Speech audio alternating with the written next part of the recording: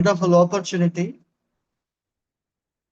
to share some of my views and perceptions related with the dynamics of India's foreign policy to my colleagues who belongs to political science department from Karnataka. So nice meeting you all. So coming to the business, the topic which I am going to speak today's session is dynamics of India's foreign policy. And in this session, we are going to discuss and interact and share about the ingredient parts of foreign policy of India, which we had evolved and which we had oriented from number of countries, including our own country, our own statesmen who were inspired by the statement and the political leaders and academicians of different countries. In the previous session, we discussed about principles and objectives of India's foreign policy, and I have given a brief introduction. I hope that you may be acquainted with the nuts and bolts or primary components of India's foreign policy. And in this session, I hope that this session can prove for you, you will be, your academic caliber will be strengthened on the basis of my deliberation with the dynamics of India's foreign policy. So as said earlier in the previous session, anti-colonialism, anti-imperialism, racial against racial discrimination, clinging on with the United Nations organization for maintaining international peace and security. And we signed in the agreement or treaty between India and China related with the Panchashil principles and protecting the refugees of different countries. Even our own country has got refugee camps for protecting their rights. So these are all some of the main or primary things, criteria which has to be fulfilled by any country in this world. And as a first most populous country among the nations of the world, the country Indian Union or Bharat, which was relieved from the colonial yoke of British Empire in the end of 1940s, we proved ourselves as a strong power and also as an ideal power or moral power among the nations of the world. India as a country, as a subcontinent in this committee of nations, as I said earlier in the previous session, it has not declared war against any nation and it has not utilized its nuclear power against any nation. India did not capture or occupied any territory in this world. India abided by the principles and the charters which are stipulated in the United Nations organization. India also joined with so many regional organizations like SAARC, Quad, and other uh, related regional organization. It has abided by the principles and the charters. And if it is clinging with the charters, rules, and regulations with a particular organization, it doesn't mean that India is fulfilling the interest of a particular country, whereas other countries are safeguarding the interest of the major powers or superpowers or so-called big brothers like United States of America, Britain, Russia, China, and France. But India, as a moral power, as an ideal power, it is having its own policy like a strategic diplomacy. It is known to be as a high-level diplomatic power on the one side, but it is having its own unique thing. That is, it is following its own strategies when maintaining relationship between either of these two superpowers, and also with the emerging superpower, People's Republic of China. So now let me concentrate upon the main points or main principles advocated by the first Prime Minister Jawaharlal Nehru to the present Prime Minister of India, Modi, and important events and those things. So Nehru's approach was rooted on the ideals of non-alignment movement, as we discussed earlier. India didn't join with either United States of America or Union Soviet Socialist Republic, which is called as communist power. And by keeping aloof as a country, as a non-aligned country, which was also co-joined by different countries of the world, countries from Latin America, countries from Africa, countries from Asia, we averted the Third World War. The non-alignment movement was started and aimed to position India and other newly independent nations outside the Cold War rivalries between the US and the USSR, because they are the staunch supporters of their own ideology. United States of America is a staunch supporter of capitalistic ideology, whereas USSR supported the cause of communist ideology. We need both. We followed both of these principles. That is why Indian Constitution in its preamble itself, it has incorporated the word of socialistic. At the same time, it has also incorporated the word liberty in its preamble. So we didn't have a enigmatic relationship between the arch rivalries. The period between 1945 to 1991 is known to be as the period of Cold War era. There were so many crises which happened. The proxy war, or that is called ideological war between America and USSR. For instance, we can say 1950 Korean War. It is a war between North Korea and South Korea. 1956 Suez Canal crisis. 1962 it is the Cuban Missile Crisis. And between 1950s and 1960s, it is Vietnam crisis. And 1979, it is Afghan crisis. 1989, German Berlin Wall demolition. 1991, disintegration of USSR. 1998, second atomic bomb testing by United States of America. 2001 is a waging war against terrorism by United States of America. And 2008 global financial crisis. 2011 Arab Spring. 2020 Corona pandemic.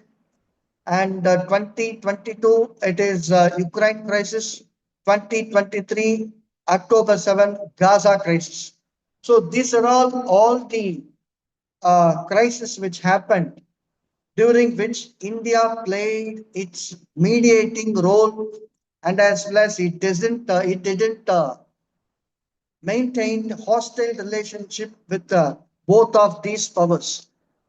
And that is what mentioned by so many scholars. If either India joined with the capitalistic United States of America or otherwise communist USSR, then things would have changed differently for India. India is also known to be as the soft power among the nations of the world. United States of America is the hard power. Russia is the hard power. Germany is the hard power. Whereas India has got a wide reputation of being the soft power. Israel is known to be as a sharp power. Sharp power in the sense it has got its own informative, and the intelligence wing of Israel is known to be as a Mossad, very renowned and powerful intelligence agency among the nations of the world. So from 1945 to 2025, almost around say that 7 decades of the annals of world history, India has got its own place among the nations of the world because it has got its own alliances called non-alignment movement. The first Prime Minister of India, Jawaharlal Nehru, he has articulated this policy, non-alignment policy, in a 1956 Indian Parliament speech. And he said, I quote, we propose as far as possible to keep aloof from the power blocks, that is, America and USSR. Our foreign policy is one of independence and a non-alignment. So that independence in the sense now we are following strategic autonomy. It is independent in the sense we are not abiding by the instructions on the orders of either USA, France, Britain, America, or otherwise any Eurocentric countries. That is what it is called as India is maintaining external sovereignty. Sovereignty, as a learner of political science, you may be knowing, sovereignty is of two types: internal sovereignty and external sovereignty. External sovereignty, in the sense we are maintaining relationship with so many nations on the basis of our own policy and not on the basis of instructions and orders from other countries or command from other countries. And that is known to be as the independent foreign policy. And so that we may be free to exercise our own judgment, either maintaining or uh, making resources from Arctic region or Antarctic region or relationship with Latin America.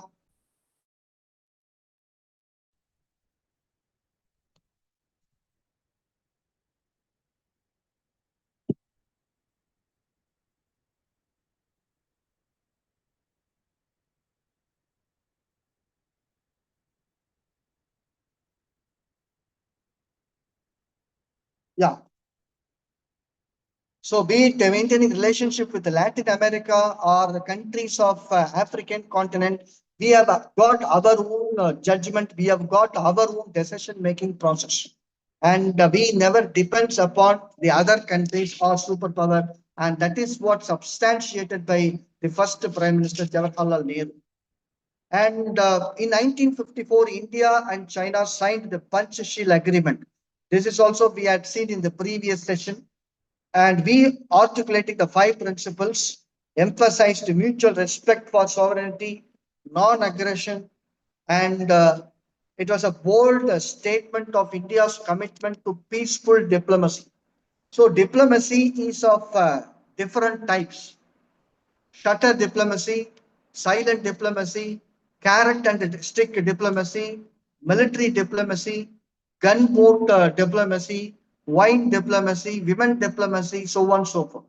But until now, for the past more than 7 decades, we are having our own independent, unique diplomacy, which is called as peaceful diplomacy. We don't want to be disturbed by other countries, and we will not be disturbing other countries among the nations of the world. However, Nehru realized that in 1962 Sino-Indian War exposed the limitations of these principles and challenged Nehru's vision.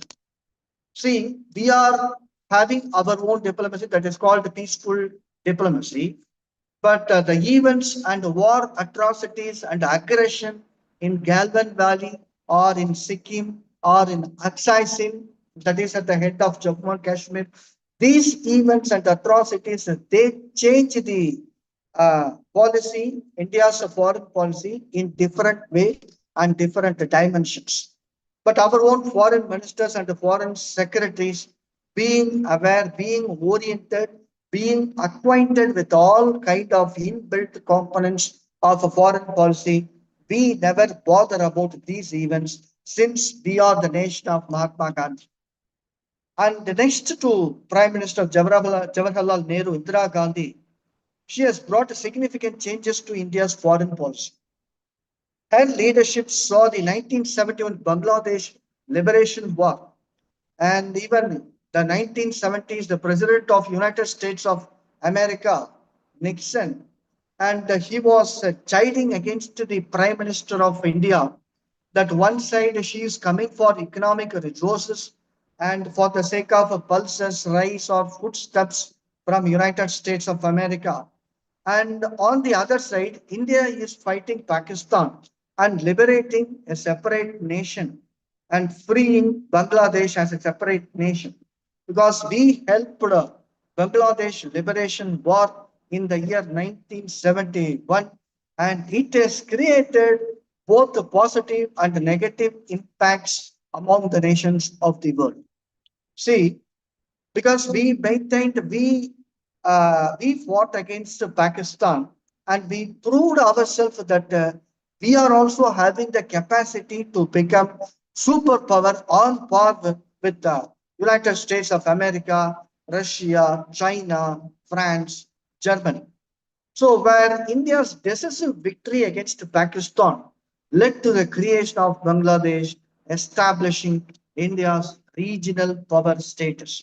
But it is criticized by Western powers that it is not to maintain India's regional power status, but it is maintaining India wanted to become superpower by liberating Bangladesh from Pakistan.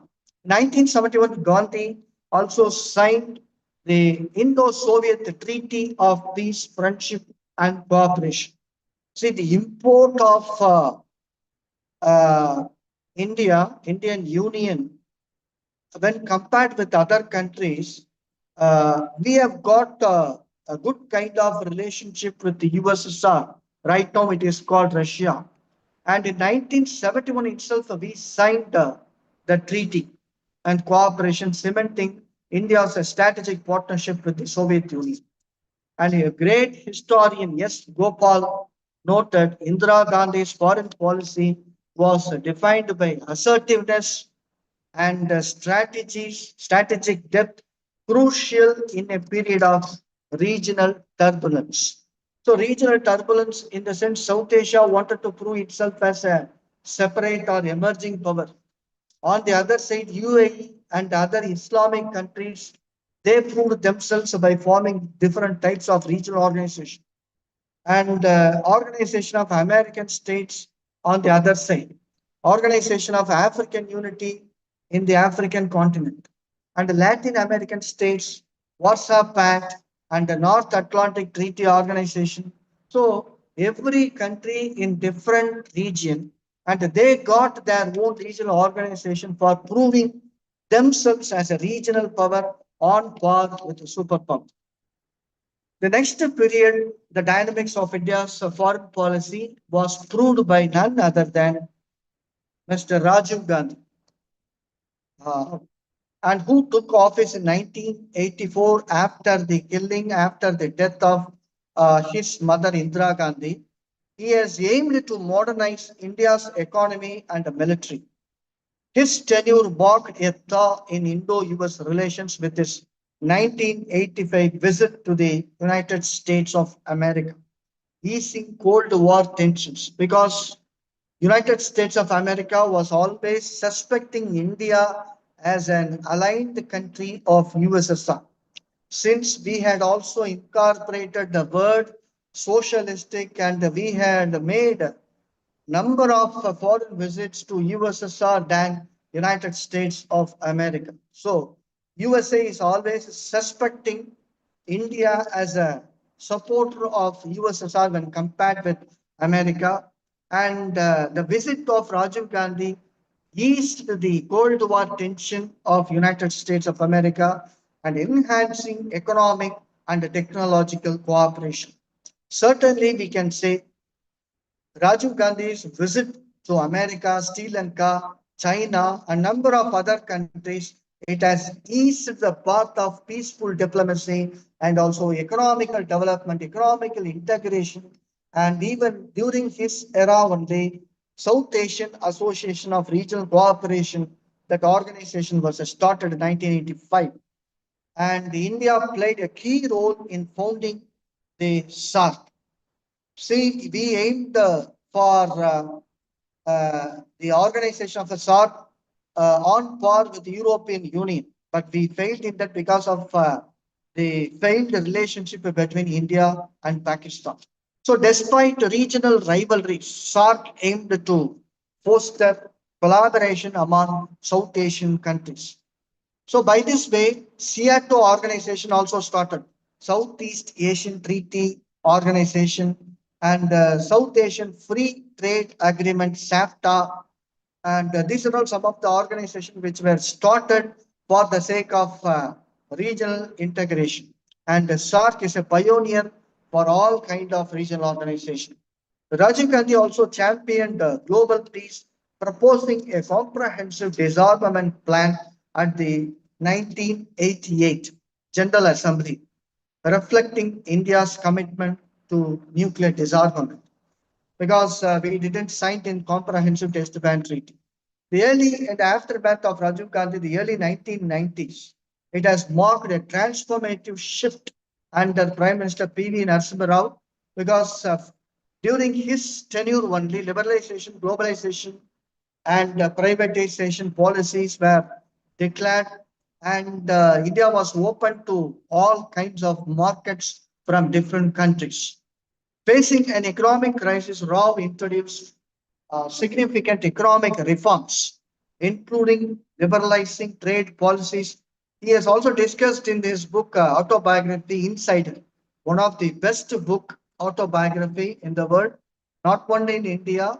So many writers, renowned writers and statesmen, they appreciated the effort of P.V. Narasimha Rao, and that is all discussed in his autobiography Inside. And he has also privatized state-owned enterprises, opening up to foreign investment. If India has got multiple foreign investment right now in 2025, it is only because of Narasimha Rao's liberalized policies. And this move not only addressed the economic crisis, but also realigned India's foreign policy, transitioning from non-alignment to multi-alignment, as I said earlier. So non-alignment slowly, India transformed itself from the non-alignment country to multiple alignment.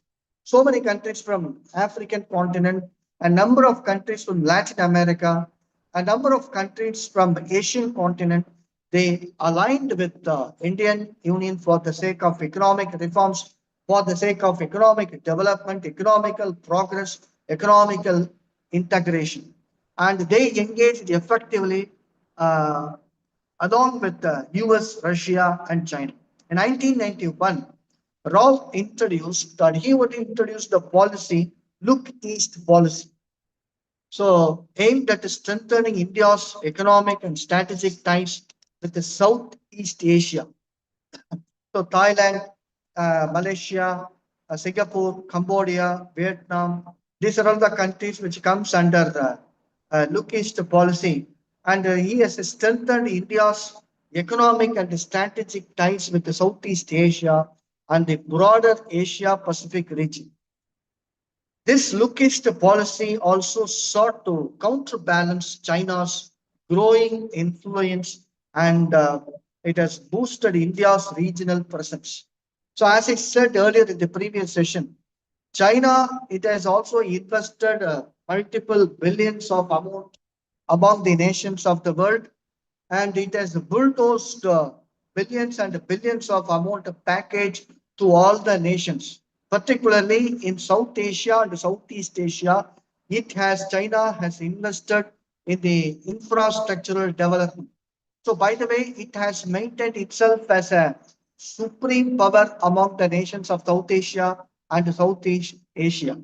India, as a country, fourth economical power among the nations of the world. Now only it is investing, or it has allotted a lots and lots of amount for investing in the South Asia and Southeast Asia.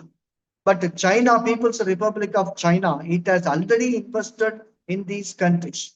So China has got a good voice among the nations of the South Asian continent, South Asia, Asian region, and Southeast Asian region.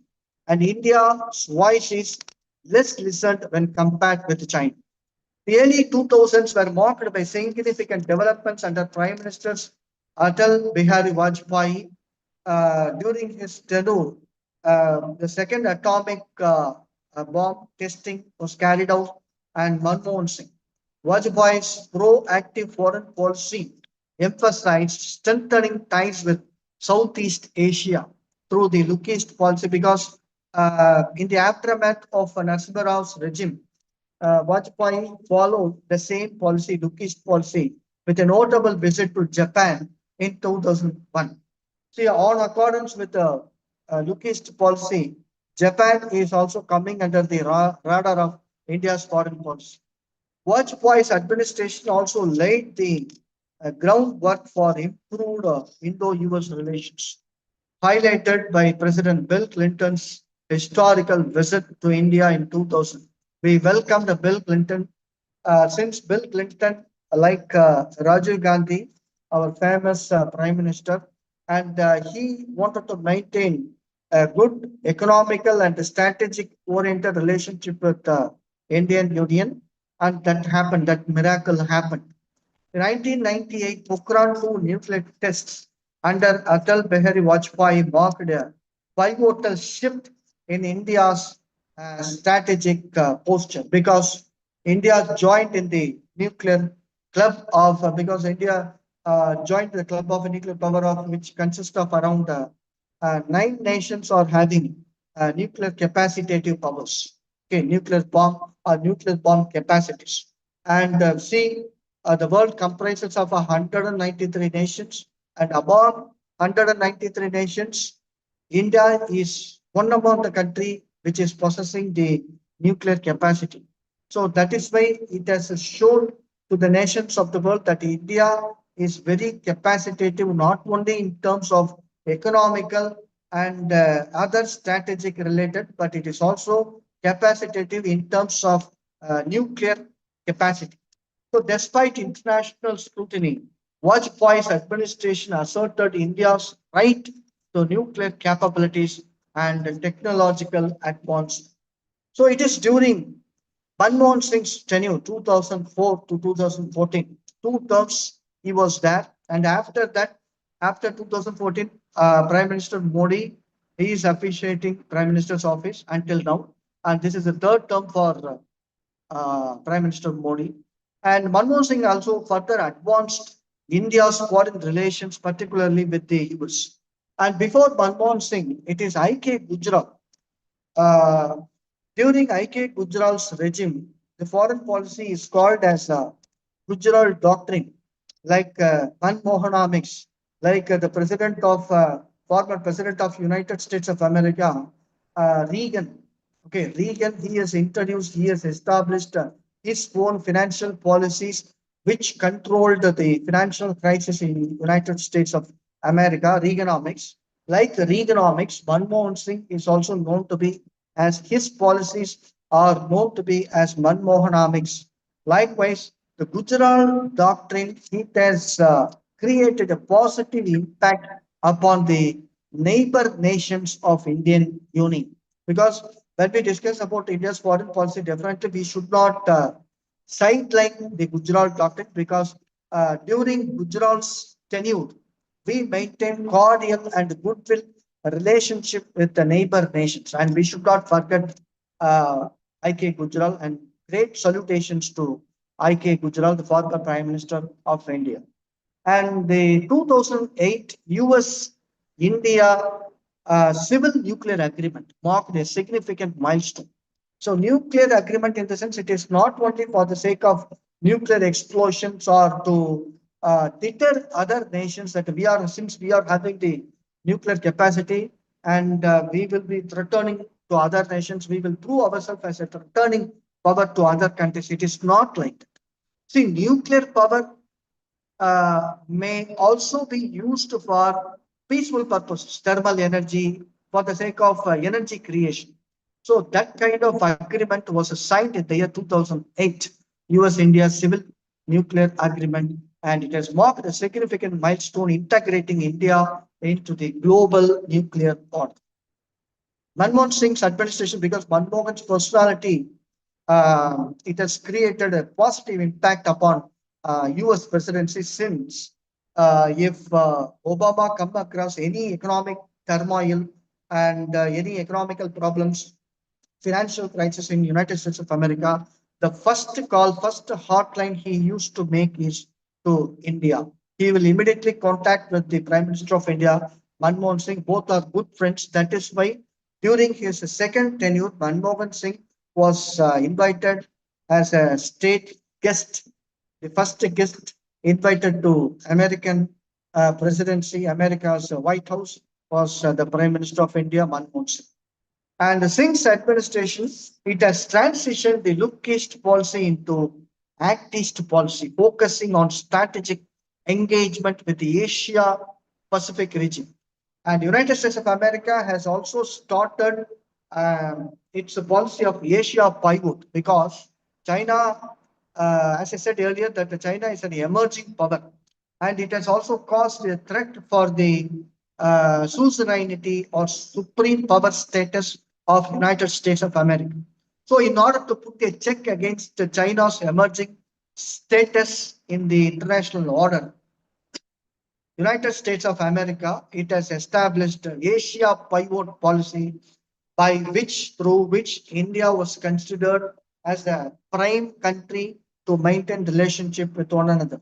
So America is still maintaining that kind of strategic and economical oriented and military oriented relationship, cordial relationship with India because India is pursuing its democratic governance for the past 7 decades, whereas People's Republic of China is following communist type of governance. Since communist type of governance is United States of America is an arch rival of communism. That is why the problem now persists. Even now, Ukraine war is going on, and Israel is being supported by United States of America. It is because of the Gaza and other Islamic countries are supported by USSR, erstwhile USSR, the present Russia.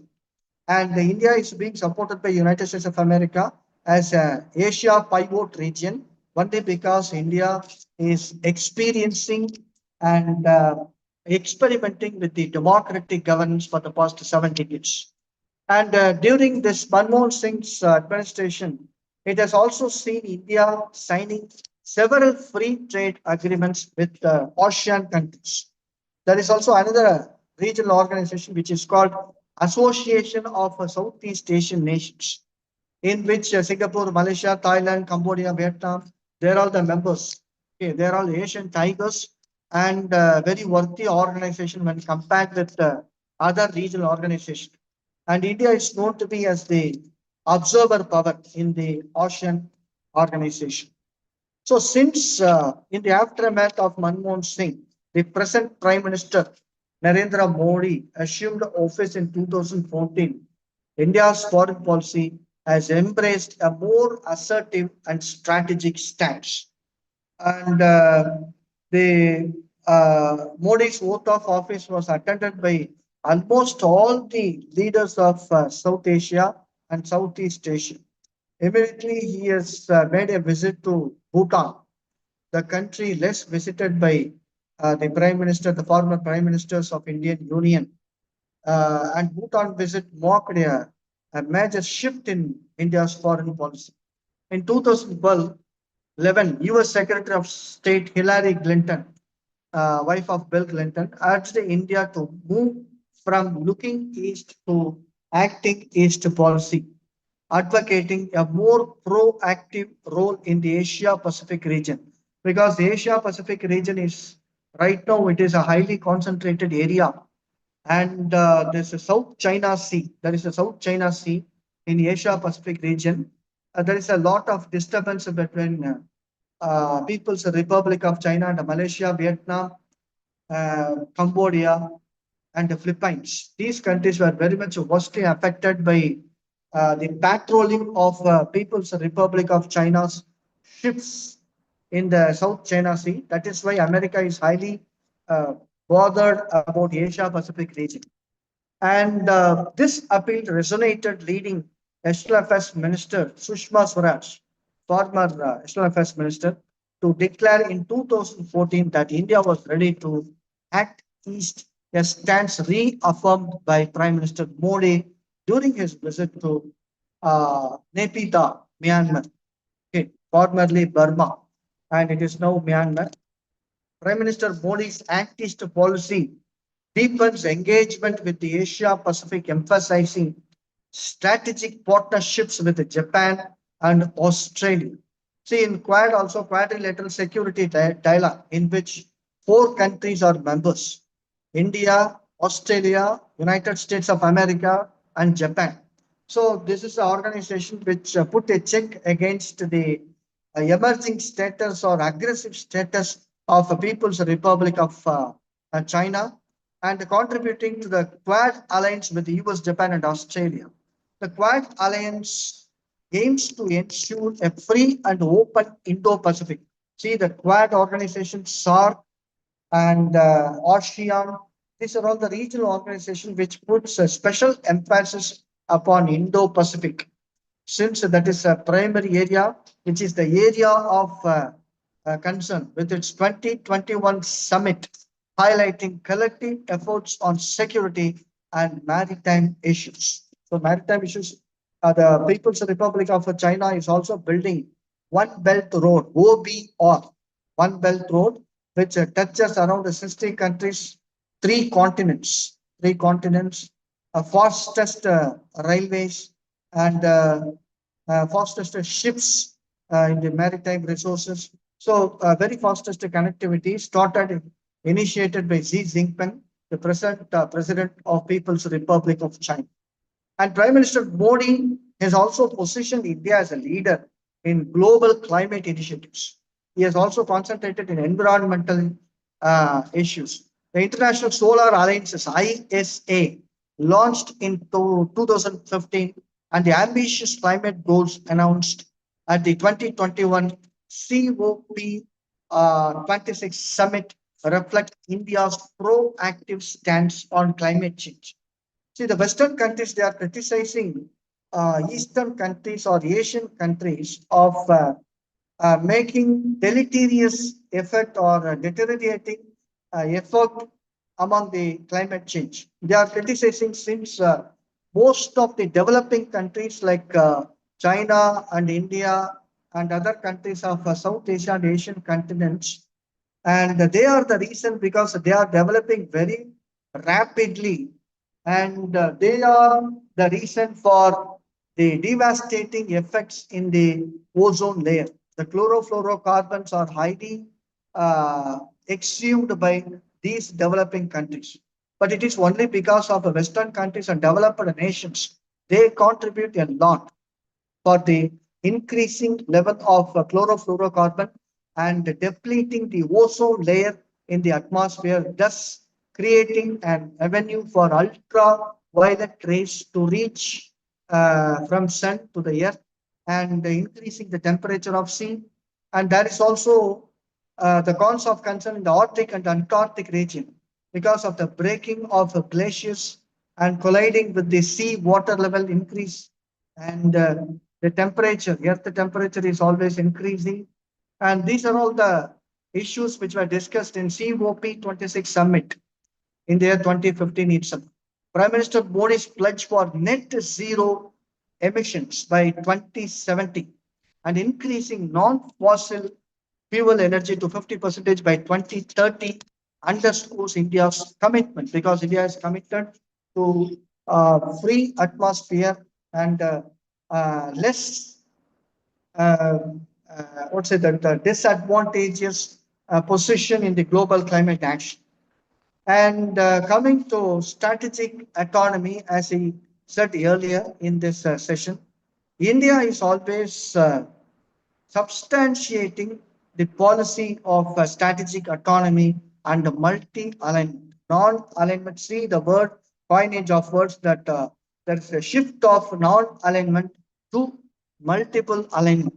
One of the central pillars of India's foreign policy today is the pursuit of strategic autonomy. So, strategic autonomy in the sense we want to maintain good relationship with Russia. At the same time, not at the cost of United States of America. See, even yesterday, in the month of August 2025. Yesterday also, President of United States of America, Trump, he is chided against India and he will definitely increase the tariff of Indian imports if still India is importing Russian crude oil from the erstwhile USSR. But we are maintaining the policy of a strategic autonomy that we are also the sovereign nation like United States of America, Vatican City, Australia, New Zealand, or South Africa, or Namibia, or Liberia, okay, those countries. So we are maintaining our own sovereignty. From 1947 onwards, we are establishing ourselves as a pivot nation and we will not be abiding the command or orders of United States of America. We are having our own strategies to maintain cordial relationship with other nations, and we are independent. That is what it is called as strategic autonomy. While the principle of non-alignment laid the foundation since the establishment of foreign policy of India, the non-alignment is the basic foundation. India has adopted it to the modern context by embracing a policy of multi-alignment. We are maintaining aligned with the countries of South America. We aligned and establishing good relationship with the countries of Africa, Australia, Asia, South Asia. Even recently, when Prime Minister Modi, when he took oath of affirmation in his third term, Maldives maintained enigmatic and hostile relationship with India. But during the recent visit of Prime Minister Modi, we have connected with the Maldives and maintaining wanted to maintain cordial and goodwill relationship. And that is what it is called as multi-alignment or multiple alignment, changing the policy shift from non-alignment. So this approach allows India to engage with various global powers. Okay. So Britain once ruled over India. We also joined with the Commonwealth Organization. See, Commonwealth Organization is an organization which consists of the former uh, countries who were under the colonial empire of Britain. So this organization, if India thought of disjoining or otherwise, if India thought of alienating itself from Britain, it would have done so. But India, it didn't maintain any hostile or enigmatic relationship with Britain, rather. And it has engaged with various global powers, including US, Russia, and the People's Republic of China also we are maintaining. Since in 1950s also, we engaged ourselves with the People's Republic of China and so many scholars from People's Republic of China, they joined in Nalanda University and Yuan Swang, Fahin, those scholars, they traveled to India for the sake of getting Sanskrit treasures. So we didn't initiated enigmatic relationship within in, any nation. Even China is building its infrastructural investment in all the South Asian powers which are situated in and around Indian Union. We still maintain good and cordial relationship with the People's Republic of China. So it is without being tethered to any single bloc. We are joining with any single bloc.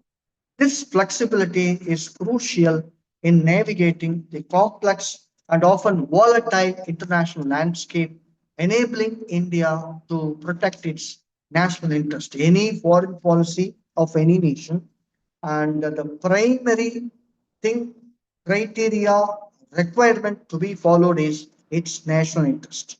People's Republic of China, in the sense it is having its own national interest. Sri Lanka, in the sense it is having its own national interest.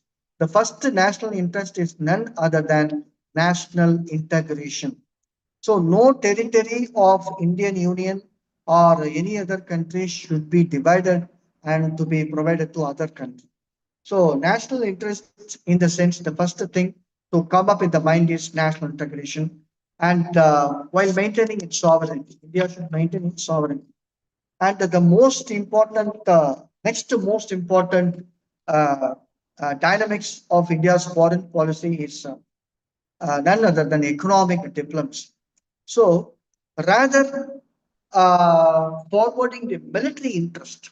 So India should not be called as a major military power, okay, and major strategic power. India should be known to other countries as a country which pursues economical diplomacy. As I said earlier in this previous session, that a peaceful diplomacy, that is another type of diplomacy.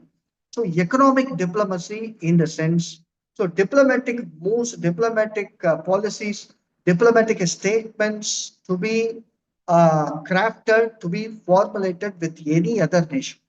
Any visit to abroad, any visit to other countries, other continents, it should be on the basis of economical interest. It should be mutual. The economical interest of Indian Union should be fulfilled at the same time, not at the cost of economical interest of other country. So it should be mutual, and that is what established in the Panchashil principle. Economical interest are at the heart of India's foreign policy. It is not military. Since the economic liberalization of the 1990s, India has increasingly prioritized trade, investment, and technological cooperation. So now, uh,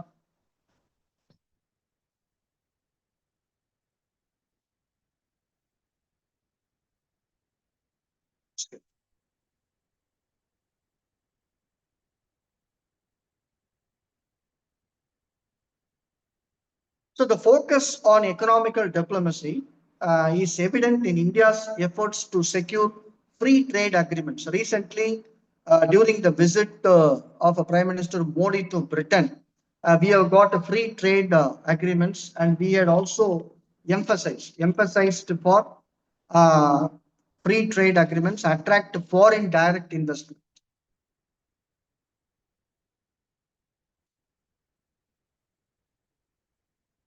Foreign direct investment and expand its economic footprint in regions like Southeast Asia and Africa and Latin America. Latin America was highly concentrated by People's Republic of China before 20 years back. Even Arctic continent, Antarctic continent, all these continents were concentrated in advance by People's Republic of China and not India. India is very late in maintaining relationship with these countries. And initiatives like Look East and Act East policies underscore India's commitment to fostering economical ties. Okay, economical ties and counterbalancing the influence of other major powers like China. And security concerns. The dynamics of India's foreign policy next concentrates on security. See, any foreign policy of any country in this world, it should be bothered about its own security. Not like that if Pakistan declared war against India or otherwise the People's Republic of China declared war against India, which happened in 1962. So we must protect as a government, as a democratic government, we must protect the and safeguard the rights of the 148 crore Indian population. Security is the primary concern of foreign policy of India. And for the past 7 decades, it is being shaped and reformulated by so many prime ministers of India. So the challenges posed by neighboring countries such as Pakistan, because Pakistan declared war in 1947, there was a war. 1965, there was a war. 1971, there was a war. And 1999, Kargil war. Okay. So there were four or five major wars declared by fought between India and Pakistan, but we protected ourselves. We didn't declare war against Pakistan.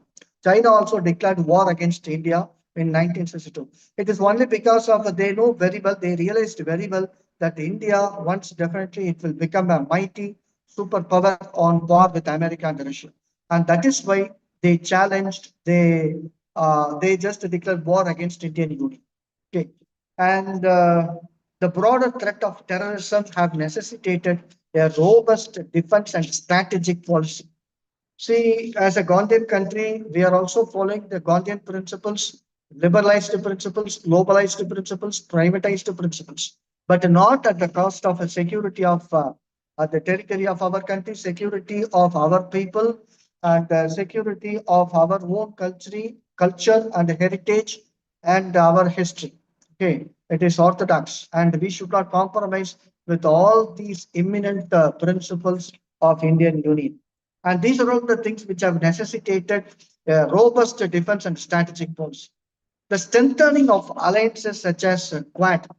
The Quad comprises of US, Japan, Australia, and India. It highlights India's focus on regional stability and its desire to play a leading role in maintaining a free and open Indo-Pacific. America is in our side. It is supporting India's cause against the People's Republic of China. Since USA wanted to support or bolster the cause of India's foreign policy against the aggressive tendency of China.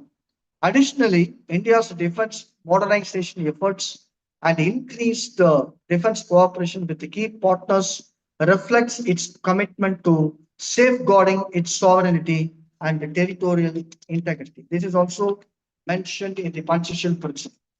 And coming to next dynamics of India's foreign policy is none other than global leadership, which we fought in United Nations organization.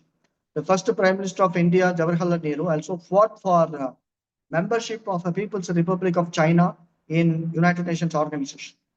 But now People's Republic of China is opposing the permanent membership of Indian Union in the Security Council of United Nations organization. Under Prime Minister Modi's leadership, India has sought to assert itself as a global leader, particularly in areas like climate change, renewable energy, and digital governance. The establishment of the International Solar Alliance, as I said earlier, and India's active participation in global climate negotiations underscores its leadership in promoting sustainable development.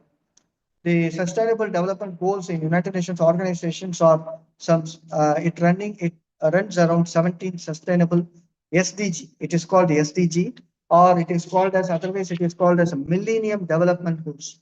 And all these Millennium Development Goals or Sustainable Development Goals are incorporated in the new education policy of Indian Union. And these policies also India is supporting.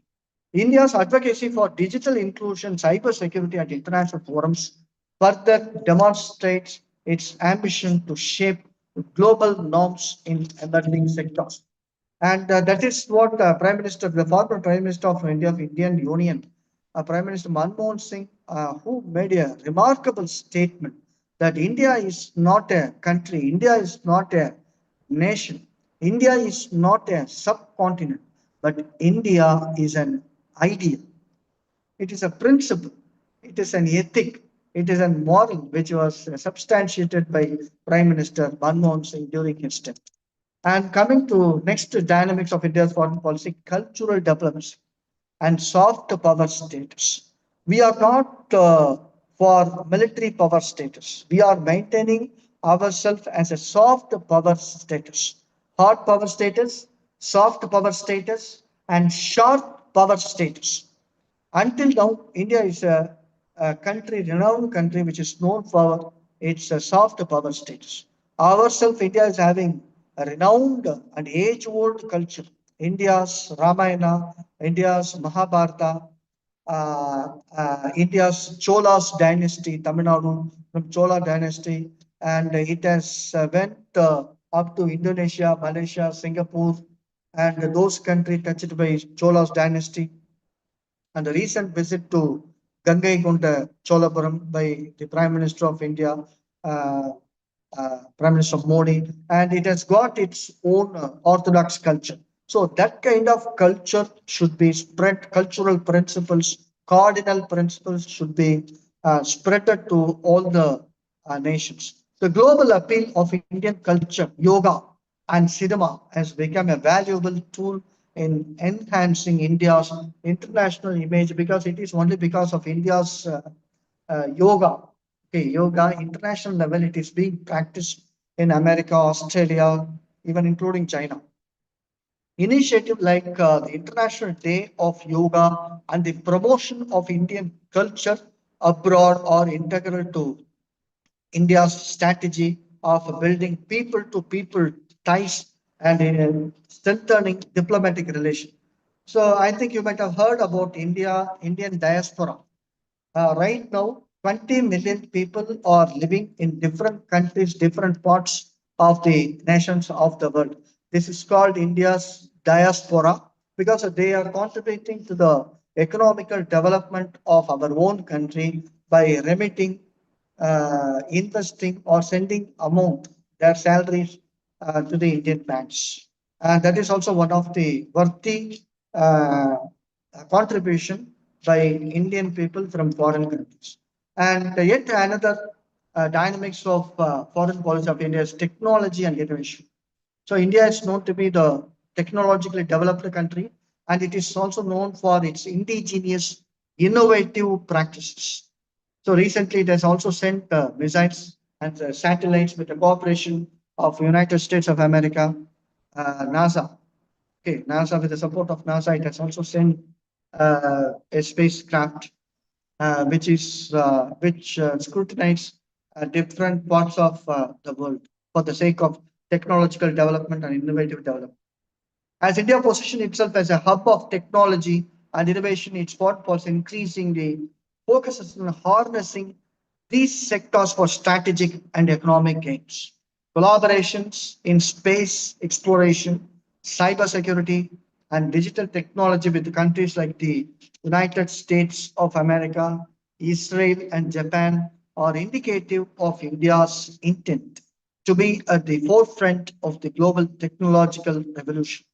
Furthermore, India's foreign policy today is increasingly influenced by domestic considerations.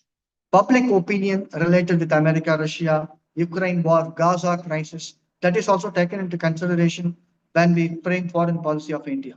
Economic needs of domestic people and national security concerns are all deeply interwoven with foreign policy decisions.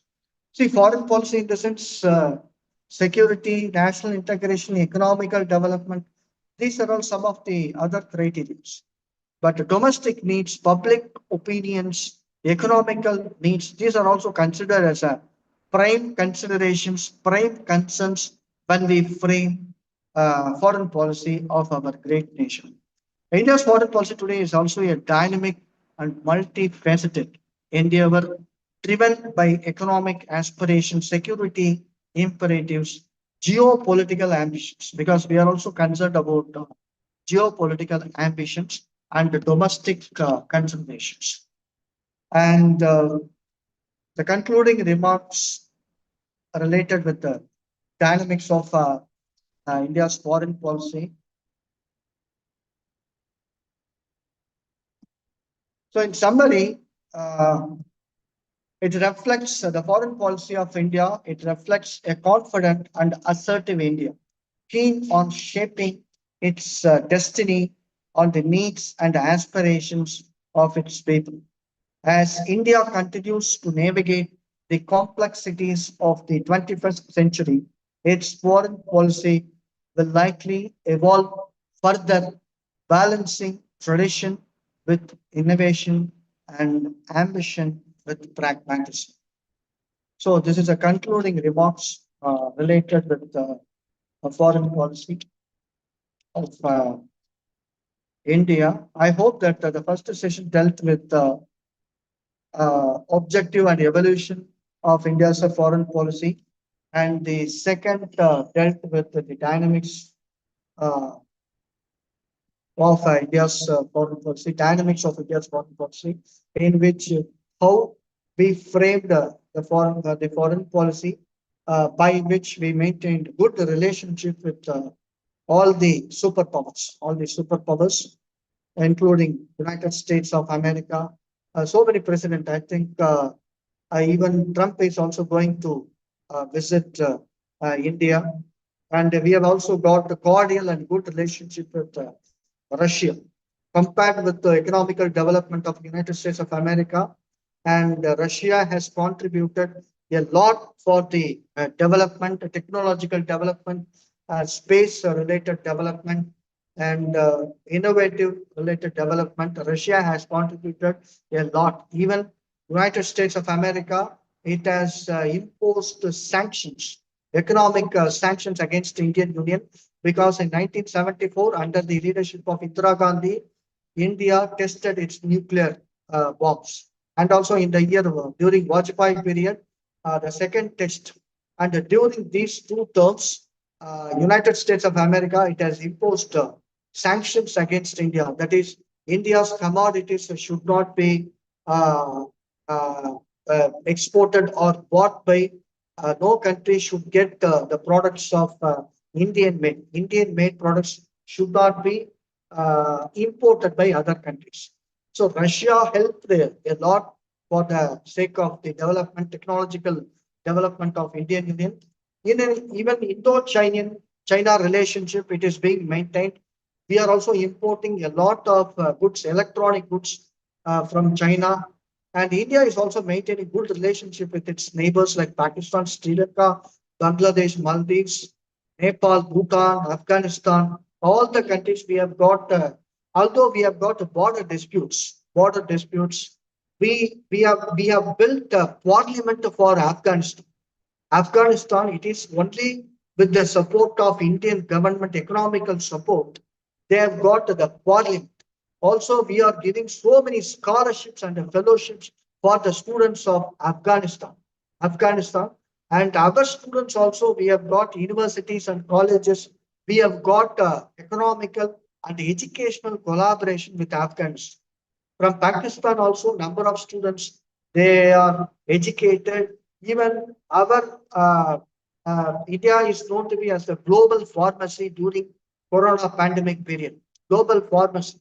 Since we supplied so many medicines worth of crores and crores of rupees worth of medicine to almost all the countries, and every country appreciated Bharat, India, for it is called, that is why we are called as global pharmacy. We supported, we saved many uh, lives of different countries. And we are also supporting the cause of protecting the rights of black people. In Africa, if there is any racial discrimination, if there is a racial discrimination practices in United States of America, definitely we will be supporting the people who are considered as victims. And we are also supporting the people of Latin America and supporting the people of Australia. And India's nuclear policy is only for peaceful purpose. India is supporting United Nations organization. India is supporting European Union and other regional organizations for the sake of maintaining international peace and security. Since India is known to be as the peace-loving nation, India is always the peace-loving nation, and it will not declare war. It is only on the basis of strategic diplomacy. It is only on the basis of economical diplomacy, it is only on the basis of as a soft power nation, we got good relationships, we got good friends among the nations of